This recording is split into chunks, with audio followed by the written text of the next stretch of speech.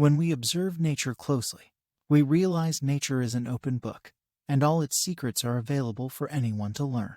What is needed is the proper perspective and a certain level of awareness. I like to believe rebirth is an experiential reality, and we experience it daily. Let's explore. We are made up of a certain mindset, specific mental patterns, and a certain mental impurity, making us behave in particular ways. This defines who we are. When you are sucked into sleep at night, the world does not exist for you even though the world exists for everyone else. Your mind, memories, and thoughts don't exist. You don't exist. Nothing exists when you are in a deep sleep. This is called interim death. When you wake up the next day, are you different, or are you the same person? For most people, the answer is we are the same person.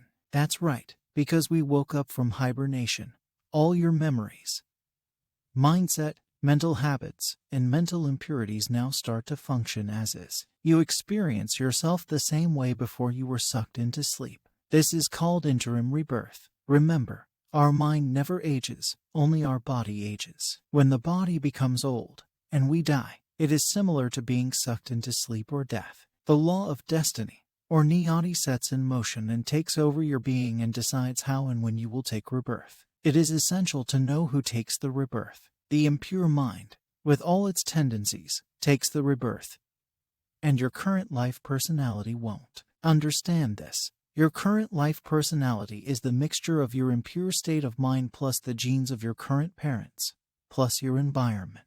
It is essential to understand that even though your current life personality won't take the rebirth, the law of niyati doesn't allow you to escape the suffering of your bad deeds, because suffering is an experience which you will feel irrespective of your physical form. Let's understand this with an example. When you play a particular video game, you have an unlimited lifeline in your hands. You start playing with level 1, and subsequently, you move up to higher levels as you develop skills. You can become better at the game only when your skills improve, and your skills can only improve when you consciously learn with awareness. If you die with a pro skill set, you will start the same game with a pro-level skill, and never with an expert skill set. During this process, you die multiple times and are reborn again to play the same game with the same skill sets. You progress only while playing the game.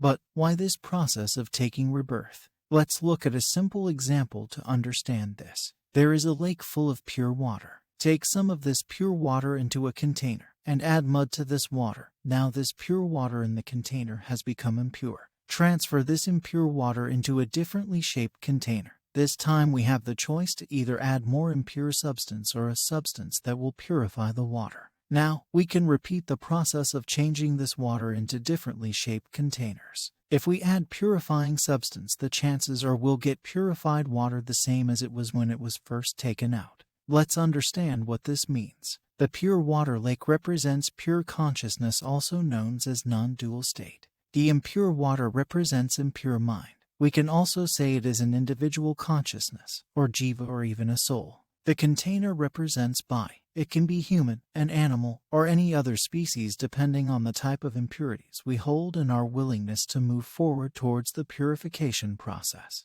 The water transfer process represents rebirth in different forms depending on the strength and quality of impurity of mind. This transfer process is a cosmic algorithm that decides everything. Just like we have blockchain algorithm, once penned it does its work accurately and efficiently. The impure substances represents mental impurities we imbibe while interacting with society. We make it our own because we are unaware it is impure. Just like alcohol does not feel impure unless it kills our organs and ultimately kills our identity.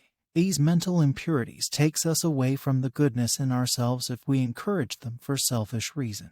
Example of mental impurities are anger, arrogance or unhealthy identity, lust or unhealthy desires, greed, addictions or unhealthy attachments, laziness, and jealousy. The pure substances represents the qualities of the heart. Developing, strengthening and expressing the qualities of the heart is the purifying substance. Cosmic algorithm represents spiritual law, which is the combination of law of karma with the law of niyati or destiny. An important thing to understand is that nature has allowed you to reshape your life again to better yourself. With a newer body, new parents, new environment, and new circumstances, You get a unique chance to change your old mental patterns and work on removing your mental impurities. The process of yoga practices is to help you become a better human by identifying your mental impurity and removing them consciously from your being.